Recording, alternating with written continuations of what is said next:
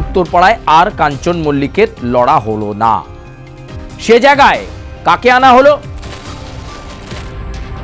CPIM তার অ্যাসেসমেন্টে, CPIM তার সার্ভেতে এটা অন্তত একটা পরিষ্কার জায়গা তৈরি করেছিল যে এবার উত্তরপাড়ায় সিপিএমের কাছে অনেক অক্সিজেন রয়েছে।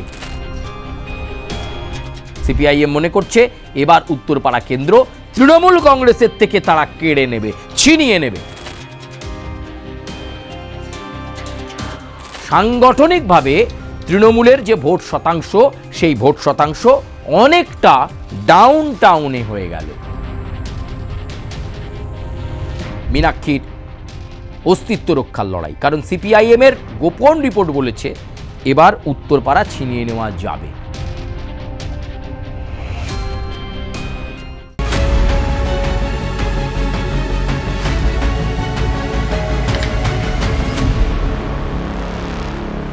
নমস্কার, আমি সুচারু, আপনাদেরকে স্বাগত জানাই ভোটের হাওয়া। আর ভোটের হাওয়া মানেই উত্তাপ। এই মুহূর্তে রাজনৈতিক দলগুলো তারা তাদের মতো করে প্রার্থী ঘোষণা করে দিয়েছে এবং প্রার্থী নিয়েও অসন্তোষ চলছে সব রাজনৈতিক দলে। তৃণমূলের অন্দরেও আছে, ভারতীয় জনতা পার্টির অন্দরেও আছে, বামেদের অন্দরেও আছে। সব ক্ষেত্রেই এই বিষয়টা চলছে। কেউ বলছে আমি বেশি যোগ্য, আবার আগে যিনি সিটিং বিধায়ক ছিলেন তিনি টিকিট না পেয়ে বলছেন আমি বেশি যোগ্য ছিলাম, আমি আর রাজনীতিতে সক্রিয় থাকব না, অবসর নেব। তবে এই সমস্ত জল্পনা কল্পনার মাঝেই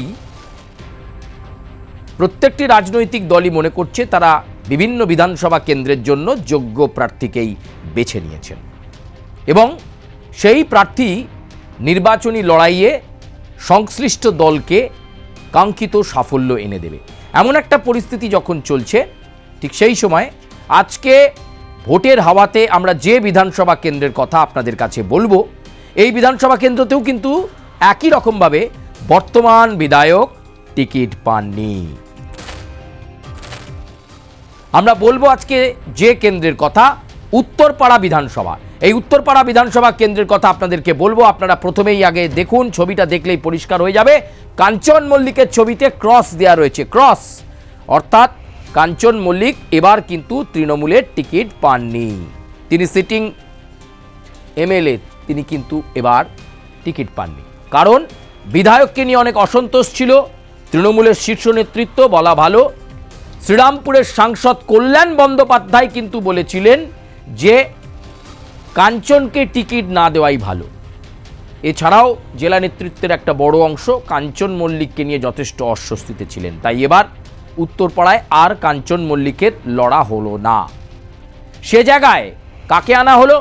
সে জায়গায় আনা হলো কল্যাণ বন্দ্যোপাধ্যায়ের পুত্র, বিশিষ্ট আইনজীবী, তরুণ মুখ, একেবারে তরুণ মুখকে প্লেস করল তৃণমূল উত্তরপাড়াতে, শীর্ষান্ন বন্দ্যোপাধ্যায়। শীর্ষান্ন বন্দ্যোপাধ্যায় কল্যাণ বন্দ্যোপাধ্যায়ের ছেলে, বাগ্মী। কাঞ্চন মল্লিকের হয়ে 2021 বিধানসভা নির্বাচনে শীর্ষান্নকে প্রচার করতে দেখা গেছিল। এমনকি শ্রীরামপুরে লোকসভা কেন্দ্রে যখন তার বাবা কল্যাণ বন্দ্যোপাধ্যায় দাঁড়িয়েছিল তখনও শীর্ষান্ন লড়াইয়ে ছিল। তৃণমূল করছে অনেক দিন ধরেই, এবার তাকে টিকিট দিল তৃণমূল কংগ্রেস। তাহলে একদিকে শীর্ষান্ন বন্দ্যোপাধ্যায়, আর অন্যদিকে এবার প্রথম থেকেই আমরা বলেছিলাম সিপিআইএম তার অ্যাসেসমেন্টে, সিপিআইএম তার সার্ভেতে এটা অন্তত একটা পরিষ্কার জায়গা তৈরি করেছিল যে এবার উত্তরপাড়ায় সিপিএমের কাছে অনেক অক্সিজেন রয়েছে। কারণ অতীতের বেশ কয়েকটা নির্বাচনী পর্যায়কে বিশ্লেষণ করলে দেখা যাচ্ছে সিপিএমের ভোট ব্যাংক আছে। সেই ভোট ব্যাংকটাকে কাজে লাগিয়ে সিপিএম এবার চেয়েছিল তরুণ তুর্কি মুখকে ব্যবহার করতে। আর সে কারণেই এবার মীনাক্ষী মুখোপাধ্যায়কে বামফ্রন্ট মনোনীত সিপিআইএম প্রার্থী হিসাবে উত্তরপাড়া বিধানসভা কেন্দ্রে লড়াইয়ে নামিয়ে দিয়েছে সিপিআইএম। সিপিআইএম মনে করছে এবার উত্তরপাড়া কেন্দ্র তৃণমূল কংগ্রেসের থেকে তারা কেড়ে নেবে, ছিনিয়ে নেবে। ক্যান্ডিডেট এবার দেখুন, যদি আপনি ছবিটা ভাবেন তাহলে শীর্ষান্ন ভার্সেস মীনাক্ষী বা মীনাক্ষী ভার্সেস শীর্ষান্ন, ছবিটা শুধু ভাবুন। একটা চিত্তাকর্ষক লড়াই হতে চলেছে। দুজনেই কিন্তু তরুণ প্রজন্মের প্রতীক, দুজনেই একেবারে তরুণ তুর্কি। ফলে এই জায়গাটা অত্যন্ত গুরুত্বপূর্ণ এবং উত্তরপাড়ায় একটা হাড্ডাহাড্ডি লড়াই হবে এ কথা বলা যায়। চলুন তাহলে দেখা যাক উত্তরপাড়া বিধানসভার ছবিটা। 2011 থেকে পরপর 3বার এই আসন দখলে রেখেছে তৃণমূল। 2011 সাল থেকে 2021 বিধানসভা নির্বাচনে প্রাক্তন তৃণমূল বিধায়ক দল বদলে বিজেপির প্রার্থী হয়ে গেলেন। কার কথা বলছি? প্রবীর ঘোষাল। তৃণমূল ছেড়ে বিজেপিতে চলে গেলেন। উত্তরপাড়াতে বিজেপি প্রবীর ঘোষালকে টিকিট দিল 2021 সালে। উল্টো দিকে দাঁড় করানো হলো অভিনেতা কাঞ্চন মল্লিককে। প্রবীর ঘোষাল বোধহয় ভেবেছিলেন তার যে সাংগঠনিক দক্ষতা রয়েছে সেটার বলে তিনি বিজেপিতে গিয়েও জয়লাভ করবেন, কিন্তু সেটা হলো না। তৃণমূল তার সাংগঠনিক শক্তিতে বিজেপিকে অর্থাৎ প্রবীর ঘোষালকে সেই সময় পরাজিত করল। বিধায়ক নির্বাচিত হলেন কাঞ্চন মল্লিক। পরবর্তীকালে প্রবীর ঘোষাল আবার বিজেপি ত্যাগ করতেও সময় বেশি নেননি। এর পরের ছবিটা কি, ঠিক কি হলো চলুন দেখি একবার। 2016 বিধানসভা নির্বাচনের সময় থেকে একটুখানি আমরা বোঝার চেষ্টা করি একটু একটু করে যে উত্তরপাড়ার চিত্রটা ঠিক কী রকম ছিল। 2016 সাল 44.89% ভোট পায় তৃণমূল কংগ্রেস, 44.89, 44.89। বাম কংগ্রেস জোটের ভোট ছিল 38.55, অর্থাৎ যেখানে তৃণমূল 44 সেখানে বাম কংগ্রেস জোট 38%। ভারতীয় জনতা পার্টির ভোট শতাংশ সেখানে 12.52, অন্যান্যরা সেখানে ছিল 4.44। 2016 সালে উত্তরপাড়া বিধানসভা আসন তৃণমূল কংগ্রেস জেতে এবং সাংগঠনিক শক্তিতেই তারা জেতে তৃণমূল জয়ী হয় প্রায় 12,000 ভোটে। 12,000 ভোটে তৃণমূল কংগ্রেস জয়লাভ করে 2016 সালে এই বিধানসভা কেন্দ্রে। এর পরের চিত্রটা কি হলো? পরের চিত্র হলো 2019 লোকসভা নির্বাচন বিধানসভা ভিত্তিক ফলাফল, অর্থাৎ 2019 লোকসভা নির্বাচনে উত্তরপাড়ায় কারা লিড নিল? উত্তরপাড়াতে লিড নিল তৃণমূল কংগ্রেস, 39.24% ভোট পেল তৃণমূল। কিন্তু এক লহমায় এই উত্তরপাড়া বিধানসভাতে ভোট শতাংশ দেখা গেল অনেকটা বেড়ে গেছে। লোকসভা নির্বাচনে বিধানসভা ভিত্তিক ফলাফলে ভারতীয় জনতা পার্টি 37.42% ভোট পেল ভারতীয় জনতা পার্টি। লেফট নেমে গেল 17%, বামেরা 17% নেমে গেল। কংগ্রেস নেমে গেল 2.39%, অন্যান্যরা পেল 3.15%। এই হলো চিত্র, অর্থাৎ সেবার কিন্তু তৃণমূলের লিড হলো এই উত্তরপাড়ায় লিড হলো 3,491, লিডটা অনেকটা কমে গেল। মানে সাংগঠনিকভাবে তৃণমূলের যে ভোট শতাংশ সেই ভোট শতাংশ অনেকটা ডাউন টাউনে হয়ে গেল।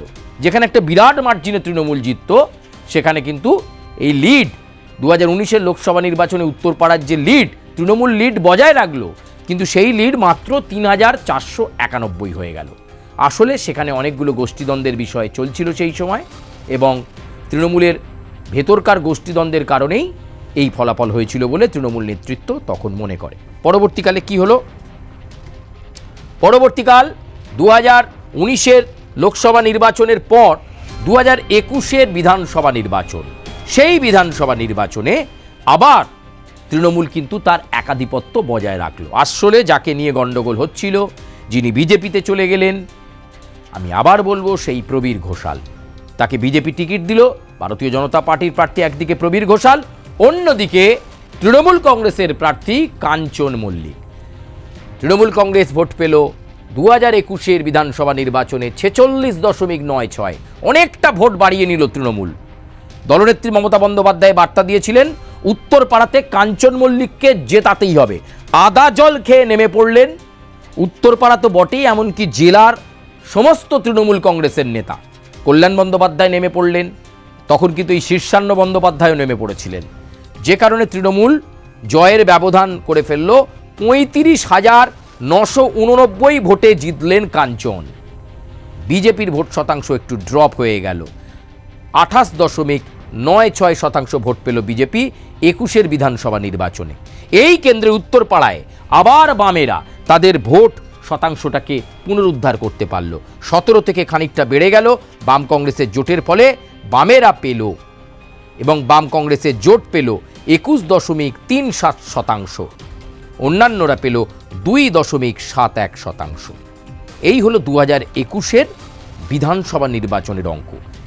এবার প্রথম থেকেই দেখা গিয়েছিল যে কাঞ্চন মল্লিককে নিয়ে নানা রকমের অস্বস্তি তৈরি হচ্ছিল।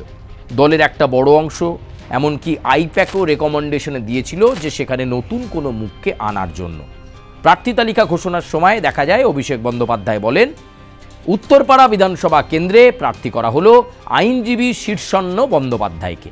এই শীর্ষান্ন বন্দ্যোপাধ্যায় কল্যাণ বন্দ্যোপাধ্যায়ের ছেলে, আইনজীবী, সেও কলকাতা হাইকোর্টে প্র্যাকটিস করে।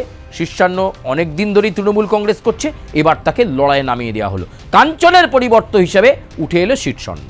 এবার বিষয় হচ্ছে তৃণমূলের মার্জিন কমেছে, তৃণমূলের লিড কমেছে, আবার কখনো তৃণমূল সেটাকে মেরামত করেছে। এবারে কি তৃণমূল সেই জায়গাটা ধরে রাখতে পারবে, নাকি এবার বামফ্রন্ট মনোনীত সিপিআইএম প্রার্থী মীনাক্ষী মুখোপাধ্যায়ের দিকে পাল্লা ভারী? কারণ মীনাক্ষী কিন্তু গত 2 বছর ধরে উত্তরপাড়াতেই বারবার যাচ্ছেন। দল তাকে উত্তরপাড়ার দিকে নজর রাখতে বলেছিল। মীনাক্ষী লাগাতার উত্তরপাড়াতে সংগঠন করেই যাচ্ছিলেন। ফলে মীনাক্ষীর দিকেও কিন্তু অনেকে বলছেন পাল্লা ভারী আছে। কারণ 21-এর বিধানসভা নির্বাচনকে দেখলে বাম কংগ্রেস জোট 21% ওপর ভোট পেয়েছে। ফলে আরেকটু খাটলে, আরেকটু পরিশ্রম করলে বামেরা এখানে ভালো লড়াই দিতে পারবে। এবং এই মুহূর্তে অ্যাসেসমেন্ট করা হচ্ছে এই কেন্দ্রে কিন্তু এবার ভারতীয় জনতা পার্টি 3য় স্থানে চলে যাবে। তৃণমূল বনাম সিপিএম বা তৃণমূল বনাম বামেদের লড়াই হবে। ফলে একটা হাড্ডাহাড্ডি লড়াই শীর্ষান্ন বন্দ্যোপাধ্যায় বনাম মীনাক্ষী মুখোপাধ্যায়ের হবে, এটা খুব পরিষ্কার। কিন্তু অনেকে বলছেন এবারে জোট হয়নি বাম কংগ্রেসের, ফলে এটা একটা ফ্যাক্টর হবে। বাম কংগ্রেসের জোট মিলিয়ে 21% হয়েছিল 2021-এর বিধানসভা নির্বাচন। এবার কিন্তু জোট নেই, কংগ্রেস আলাদা করে প্রার্থী দেবে উত্তরপাড়ায়। ফলে তারা কতটা ভোট কাটতে পারল, এই ভোট কাটাকাটির অঙ্কে তৃণমূল কংগ্রেস কিন্তু খানিকটা হলেও অ্যাডভান্টেজে থাকছে, অর্থাৎ শীর্ষান্ন বন্দ্যোপাধ্যায় অনেকটাই অ্যাডভান্টেজে থাকছে। কারণ এবার বাম কংগ্রেসের সম্মিলিত নয়, জোট নয়। ফলে যেহেতু আলাদা হয়ে যাচ্ছে, তাই তৃণমূল বিরোধী ভোটটাও ভাগাভাগির একটা প্রবল জায়গা রয়েছে। এক্ষেত্রে দেখতে হবে কংগ্রেসের যিনি প্রার্থী তিনি কতটা ভোট টানতে পারলেন উত্তরপাড়াতে, এটা দেখা। এরপরের যে বিষয়টাতে আসবো, চলুন আজকের 2024-এর লোকসভা নির্বাচনে উত্তরপাড়ায় বিধানসভা ভিত্তিক ফলাফলে ঠিক কী ঘটল। তৃণমূলের ভোট শতাংশ 2024-এর লোকসভা নির্বাচনে উত্তরপাড়াতে তৃণমূল পেয়েছিল 38.13, তৃণমূলের লিড 9040। অর্থাৎ গত যে লোকসভা নির্বাচনে উত্তরপাড়া বিধানসভায় যে লিড ছিল 3000 সামথিং, সেই লিডটা কিন্তু তৃণমূল বাড়িয়ে ফেলল 2024-এর লোকসভা নির্বাচনে উত্তরপাড়া বিধানসভার মধ্যে। বিজেপির প্রাপ্ত ভোট 33.51। বাম কংগ্রেস জোট 2024-এর লোকসভা নির্বাচনে উত্তরপাড়া বিধানসভাতে 25.72। এই 25.72 ভোট শতাংশটা এবার কি লেফট ধরে রাখতে পারবে? কারণ এবার লেফট আর কংগ্রেস আলাদা, বামেরা আলাদা, কংগ্রেস আলাদা। এই ভোট রেশিওটা, এই ভোট শতাংশটা যদি ভাগাভাগি হয়ে যায়, কংগ্রেস এবং সিপিএমের মধ্যে যদি ভাগাভাগি হয়ে যায়, তাহলে কিন্তু আখেরে লাভ সেই তৃণমূল কংগ্রেসে, অন্তত চিত্রটা দেখাচ্ছে। তবে দেখতে হবে বিজেপির এই 33.51% এটাও ফেলে দেওয়ার নয়। ফলে এই শতাংশটা যদি কোনোভাবে বিজেপি বাড়িয়ে নিতে পারে, তাহলে কিন্তু দ্বিতীয় স্থানে বিগত কয়েক বছরের মধ্যে বিজেপি থেকে যাবে। ফলে নানা রকম গোলমেলে ইকুয়েশনস এই মুহূর্তে উত্তরপাড়া বিধানসভাতে তৈরি হয়েছে। কয়েকটা ফ্যাক্টর, সেই ফ্যাক্টরগুলো আপনাদের কাছে রেখে যাওয়া।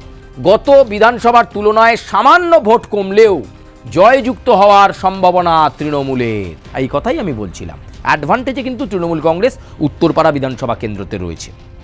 বর্তমান বিধায়কের ওপর অসন্তোষ একটা ফ্যাক্টর। কাঞ্চন মল্লিককে নিয়ে ফ্যাক্টর ছিল, কাঞ্চন মল্লিককে নিয়ে অসন্তোষ ছিল, তিনি কাজ করেন না, তাকে দেখা যায় না, এই ধরনের নানা অভিযোগ। গত লোকসভা নির্বাচনের প্রচারে আমরা দেখেছিলাম কল্যাণ বন্দ্যোপাধ্যায় তার প্রচার গাড়ি থেকে কাঞ্চন মল্লিককে নামিয়ে দেন, বাড়ি পাঠিয়ে দেন, এরকম নানা বিতর্ক হয়েছিল। তাই এবার বিতর্কিত প্রার্থীকে দল টিকিট দেয়নি, একেবারে ফ্রেশ মুখকে টিকিট দিয়েছে। বাম প্রার্থী শক্তিশালী হওয়াটা একটা ফ্যাক্টর, অবশ্যই। মীনাক্ষী একটা ফ্যাক্টর, ডিওয়াইএফআইয়ের রাজ্য সম্পাদক হিসেবে কাজ করেছে মীনাক্ষী, নন্দীগ্রামের মতো জায়গায় শুভেন্দু অধিকারী মমতা বন্দ্যোপাধ্যায়ের সঙ্গে লড়াই করেছে। এবারের এই লড়াইয়ে মীনাক্ষীর অস্তিত্ব রক্ষার লড়াই, কারণ সিপিআইএমের গোপন রিপোর্ট বলেছে এবার উত্তরপাড়া ছিনিয়ে নেওয়া যাবে। সেটা মীনাক্ষীর হাত ধরে কতটা সম্ভব হয় তার দিকে অবশ্যই নজর রাখতে হবে। উত্তরপাড়া বিধানসভা নিয়ে আজকের ভোটের হাওয়ার বিশ্লেষণ এ পর্যন্তই, কিন্তু আপনারা কি মনে করছেন এবারের নির্বাচনে কি অন্যরকম ফলাফল হতে চলেছে উত্তরপাড়ায়? এবার কি উত্তরপাড়া বামেদের দিকে ঝুঁকে পড়বে, নাকি কাঞ্চন বাদে লাভ হয়ে গেল মীনাক্ষী মুখোপাধ্যায়ের, নাকি এবার অ্যাডভান্টেজ তৃণমূল কংগ্রেসের শীর্ষান্ন বন্দ্যোপাধ্যায়? কল্যাণ পুত্র এবার উত্তরপাড়ায় জয়ী হয়ে তৃণমূল কংগ্রেসের এই যে বিগত কয়েক বছর ধরে যে জয়, সেই জয়টাকে ধরে রাখবে। যদিও ধারে ভারে এগিয়ে তৃণমূলই, এমনটাই মনে করা হচ্ছে। আপনারা ঠিক কি মনে করছেন? কমেন্ট বক্সে কমেন্ট করবেন, লাইক করবেন, সাবস্ক্রাইব করবেন, বেল আইকনে প্রেস করবেন এবং আপনারা আপনাদের সুচিন্তিত মতামত জানাবেন। ভোটের হাওয়ার বিশ্লেষণ আপনাদের কেমন লাগছে এবং উত্তরপাড়া নিয়ে আপনারা কি মনে করছেন? কে জিতবে, তৃণমূল, সিপিএম, বিজেপি? আপনারা আপনাদের সুচিন্তিত মতামত আমাদেরকে জানাবেন। আপাতত আমি বিদায় নিচ্ছি, তবে আপনাদের সঙ্গে ভোটের হাওয়ায় নতুন পর্ব নিয়ে আবার দেখা হচ্ছে।